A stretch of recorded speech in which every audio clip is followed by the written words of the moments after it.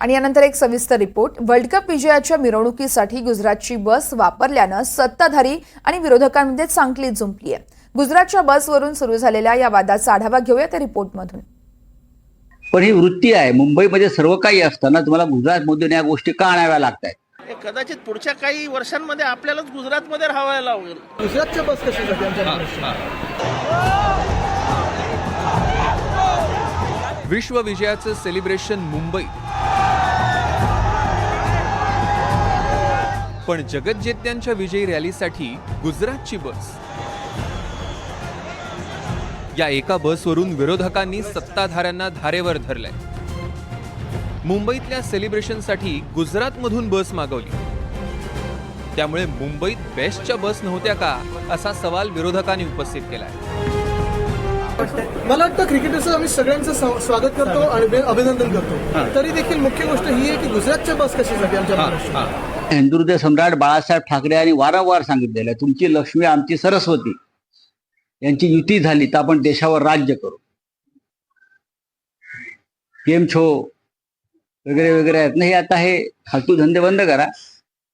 चाटुगिरी जी आहे भारतीय जनता पक्षाची ते आपण दाखवली आहे करून। पण ही वृत्ती आहे, मुंबईमध्ये सर्व काही असताना तुम्हाला गुजरातमधून या गोष्टी का आणाव्या लागतात? हा मुंबईला कमी दाखवण्याचा प्रयत्न। भव्य दिव्य अशी मिरवणूक निघाली होती। आज जेव्हा मला समजतंय तेव्हा मला कळतंय की त्या बसेसही गुजरातवरून येणार आहेत आता। कदाचित पुढच्या काही वर्षांमध्ये आपल्यालाच गुजरातमध्ये राहावं जावं लागेल। कारण काय मुंबई तर काय महाराष्ट्राच्या हातात राहील असं मला वाटत नाही। सगळंच जर तुम्ही अरे काय आमच्या BSTच्या बसेस नाही आहेत का? आमचे मराठी ड्रायव्हर काय कमी आहेत का? त्यांना मुंबईतले रस्ते माहीत नाहीत का? वर्ल्ड कप सेलिब्रेशनसाठी बेस्ट कडून बस का मागितली नाही असा विरोधकांचा सवाल आहे। शिवाय तुम्हाला हवी तशी बस बेस्ट कडून मिळाली असती असंही त्यांचं म्हणणं आहे। मात्र बेस्ट कडून ओपन डेक बसची व्यवस्था करणं खरंच शक्य होतं का? एकेकाळी बेस्टची शान असलेल्या डबल डेकर बस आता इतिहास जमा झालेल्या आहेत। 15 सप्टेंबर 2023 पासून बेस्टच्या ताफ्यातील डबल डेकर बस हद्दपार झाली आहे। 2011च्या वर्ल्ड कप विजयाच्या सेलिब्रेशनसाठी बेस्टची निलांबरी ही डबल डेकर बस वापरण्यात आली होती।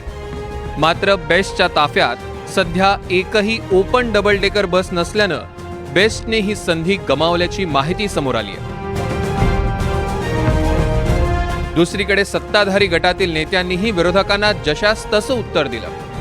विजयाच्या आनंदात वादाचं विरजण न टाकण्याचा सल्ला सत्ताधाऱ्यांनी दिला। लाखोचा जनसमूह जागर त्या ठिकाणी उसळला होता, आपणही सगळे होतो भाई, परंतु तुम्हाला ती बसच दिसली। तुम्हाला दिसली बस, लाखोचा जनसमुदाय होता ना, एक बस गुजरातची आहे। एवढ्या कोत्या मनोवृत्तीचे पण राहणं बरोबर नाही।